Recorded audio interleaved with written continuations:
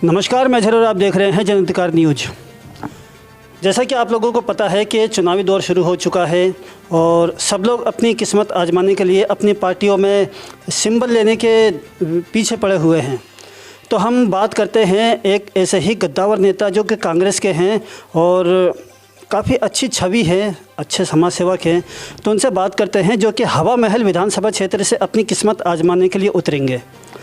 तो हवा महल विधानसभा की जो विकास की गति है उसके बारे में हम इनसे बात करते हैं कि ये किस तरह से, अगर इनको टिकट मिलता है और जीतते हैं तो किस तरह से विकास करेंगे। सर, सबसे पहले तो हमारे चैनल पर आपका स्वागत है। धन्यवाद, आपको बहुत बहुत शुक्रिया। सर, हमें बताएं कि आप हवा महल विधानसभा से टिकट की उम्मीदवारी जता रहे हैं और हवा महल विधानसभा एक ऐसी विधानसभा है जिसका क्षेत्रफल भी काफ़ी बड़ा है और गरीब तबका वहाँ ज़्यादा रहता है और विकास जो है दोहरापन दिखाई देता है, चाहे वो कांग्रेस हो या बीजेपी हो। एक दोहरापन लगती है कि गरीबों के वहाँ जो विकास होता है वो कम होता है और पॉश कॉलोनियों में ज़्यादा होता है। तो अगर आप जीते हैं तो किस तरह से इसको मैनेज करेंगे?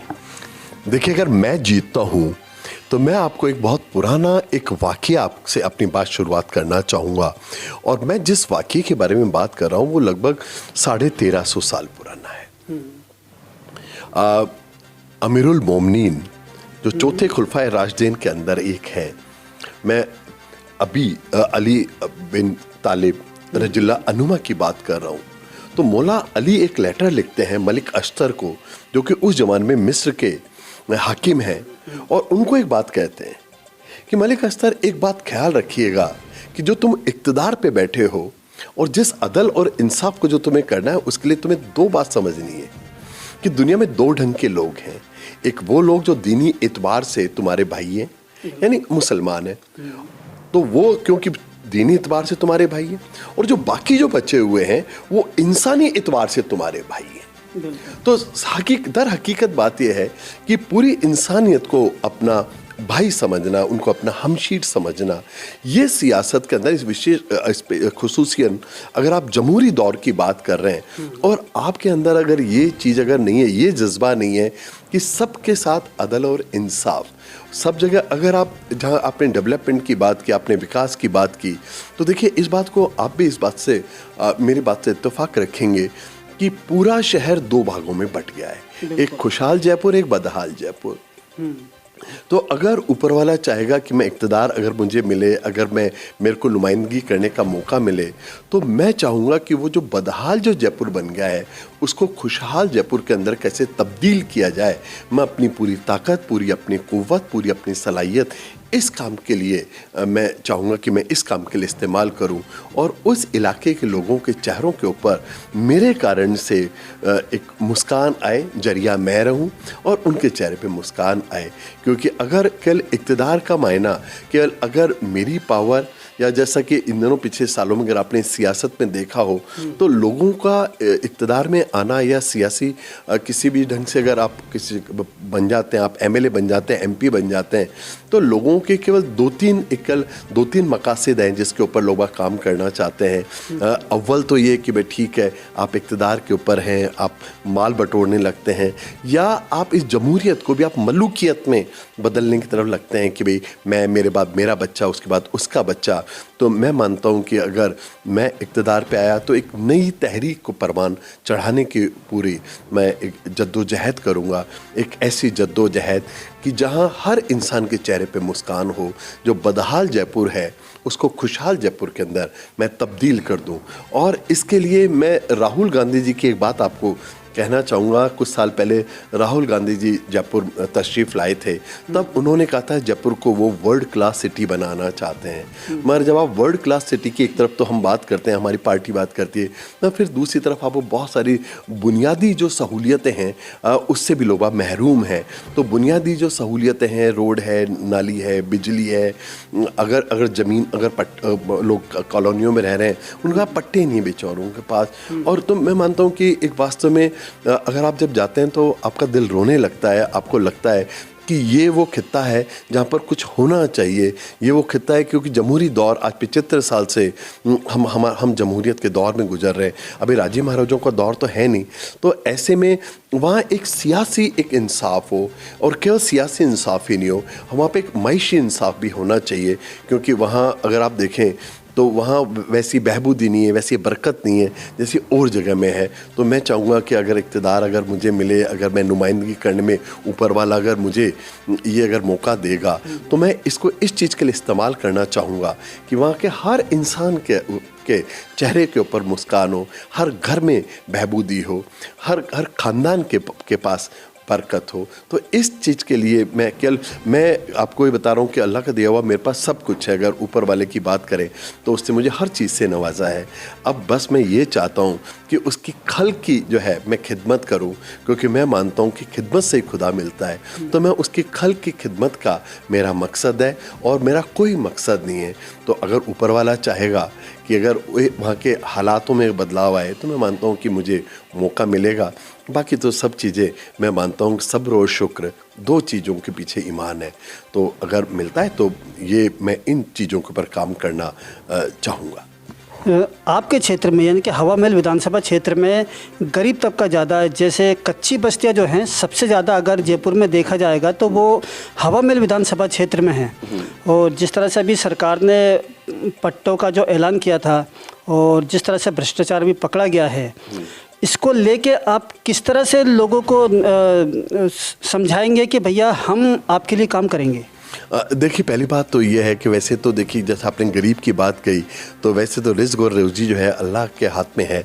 मगर फिर भी मैं चाहूँगा कि वहाँ पर एक रोज़गार की बात भी हो, क्योंकि जयपुर एक हेरिटेज सिटी है और बड़ी मात्रा में लोग बाग ऐसे हैं जिनके पास हाथ का हुनर तो है, मगर हाथ के हुनर को वो कैसे पैसों में तब्दील करें, ये एक सबसे बड़ी बात है। और सरकार का ये सरकार के ऊपर बहुत बड़ी एक जिम्मेदारी आयद होती है कि सरकार वो प्लेटफॉर्म उन लोगों को मुहैया कराए जहां उनकी जो क्राफ्टमैनशिप है, क्योंकि हाथ का हुनर लोगों में बहुत हो उस इलाके के अंदर, भले ही वो गरीब हो मगर हाथ के हुनर से वो गरीब नहीं है। तो वो जो उनका जो ये हुनर है, इसको कैसे उनकी मईशी डेवलपमेंट के अंदर उनकी उसके अंदर हम कैसे तब्दील करें, ये सबसे बड़ा वहाँ पे रहेगा। पहला तो आपको ये बताऊँ मैं। दूसरी बात, मैंने जैसे पट्टों की बात आपने भी उठाई, मैंने भी अभी उठाई है, क्योंकि वहाँ लोगों के पास वास्तव में ज़मीनों पे बहुत सालों से बाशिंदे हैं, कदीमी बाशिंदे हैं। ऐसा नहीं कि जदीद कोई बसावटें हैं, कदीमी बाशिंदे हैं। लोग 50-50 साल से रह रहे हैं, 40-40 साल से रह रहे हैं, मगर पट्टे उनको नहीं है। तो अगर मुझे नुमाइंदगी का अगर मौका मिलता है तो मैं इस चीज़ को देखूंगा, क्योंकि पिछले 20-25 साल से तुम्हारे पास सैटेलाइट इमेजिंग ही है। तो असल जो मालिक हैं उनको मिले, दलालों से लोगों को मुक्ति मिले, और जो वहाँ के जो बाशिंदे हैं उनको पट्टे भी मिले, और जिससे कि उनको एक इत्मीनान हो कि अब जिस ज़मीन के ऊपर बैठे हैं, जिस ज़मीन के टुकड़े के ऊपर बैठे हैं, वो उनकी अपनी ज़मीन है और उसके अंदर वो बहुत अपने मनचाही ढंग से रह सकते हैं। क्योंकि अगर ये सब चीज़ें नहीं हैं तो फिर जमहूरी निज़ाम के मायने ही क्या है? जमहूरी निज़ाम का मायना ये है कि हर इंसान को आप इस बात का एहसास कराएं कि यहाँ पर उसके लिए सियासी अदल भी है, उसके लिए समाजी, उसके लिए इंसाफ भी है, उसके लिए मईशी इंसाफ भी है। और इन तीनों चीज़ों के लिए, और इन्हीं तीनों चीज़ों की वहाँ पे सबसे बड़ी कमी है। तो मैं चाहूँगा अगर मुझे इक़्तिदार मिलता है, मुझे अगर नुमाइंदगी का मौका मिलता है, अगर जनता मुझे वहाँ पे चुनती है, तो मैं चाहूँगा कि इन सब चीज़ों को बिल्कुल दिल से काम करूँ। क्योंकि मैंने आपको अभी भी ये अर्ज़ किया कि उस खुदा की जो खल्क है उसकी खिदमत से ही खुदा मिलता है। तो मैं इस चीज़ के लिए पूरी अपनी जी जान से जद्दोजहद करूँगा। एजुकेशन के मामले में भी ये क्षेत्र काफ़ी पिछड़ा हुआ है, और अभी जो वर्तमान में जो विधायक हैं उन्होंने सिर्फ जो पुराने जो विद्यालय थे उनको ही नवीनीकरण किया है, नए विद्यालय नहीं बनवाए हैं। तो क्या अगर आपकी तरफ से अगर आप जीतते हैं तो क्या नए विद्यालय बनवाने का आप क्रम करेंगे? देखिए, बात एक है कि ये 21वीं सदी है, और 21वीं सदी का मतलब ही ये है कि जब तक आप जदीद तालीम लोगों को नहीं देंगे तब तक लोग आगे नहीं बढ़ेंगे। तो अगर मेरे को अगर मौका मिलता है तो बहुत सारे तालीमी इदारे अगर वहाँ इस्टेब्लिश नहीं होते, क्योंकि मैं आपको ये बात बताना चाहूँ कि मेरी खुशकिस्मती है कि मैं खुद भी तालीम से और इल्म से जुड़ा हुआ रहा हूँ, और खुद ही नहीं, मैं ख़ानदानी ढंग से इस चीज़ से जुड़ा हुआ रहा हूँ। तो अगर मुझे मौका मिलता है तो लोगों के इल्म के लिए, उनकी तालीम के लिए, और तालीम भी जदीद तालीम के लिए, एक साइंसी तालीम के लिए, एक तकनीकी तालीम के लिए लोगों को मैं चाहूँगा कि वहाँ पे हर जगह इस चीज़ के जो है चीज़ें मुहैया हों, ऐसे बहुत सारे मरकज़ खुलें जो तालीमी मरकज़ हों और पूरे इलाके के अंदर खुलें, क्योंकि लड़कियों के लिए बहुत दूर जाना मुनासिब नहीं होता। तो वहीं लड़कियों के कॉलेजेस भी हों और ऐसे कॉलेजेस हों जहां आर्ट्स भी हो, साइंस भी हो, जहाँ पे हर जो भी बच्चा खुद अपना डिज़ाइन करे कि उसे क्या बनना है, अपना मुस्तकबिल खुद तय करे, और जो उसने अपने मुस्तकबिल के लिए तय किया है उस ढंग की उसे वहाँ पे तालीम मिले। तो उसके लिए बहुत सारे आपको इदारे वहाँ पे इस्टेब्लिश करने पड़ेंगे, बहुत सारे ऐसे तालीमी मरकज़ आपको इस्टेब्लिश करने पड़ेंगे। और दूसरी बात है कि अगर जो माइनॉरिटी का जहाँ तक सवाल है तो वहाँ उर्दू के लिए भी काम होना चाहिए, क्योंकि ज़ुबान जो है उर्दू, वो भी एक प्यारी ज़ुबान है, एक शीरीन ज़ुबान है, और लोग अगर उसमें अगर अपना तालीम लेना चाहते हैं तो मैं कोशिश करूँगा वहाँ उनके लिए वैसी तालीम हो। जो इंग्लिश मीडियम में पढ़ना चाहते हैं उनके लिए इंग्लिश मीडियम हो, जो हिंदी मीडियम में जो पढ़ना चाहते हैं उनके लिए हिंदी मीडियम हो।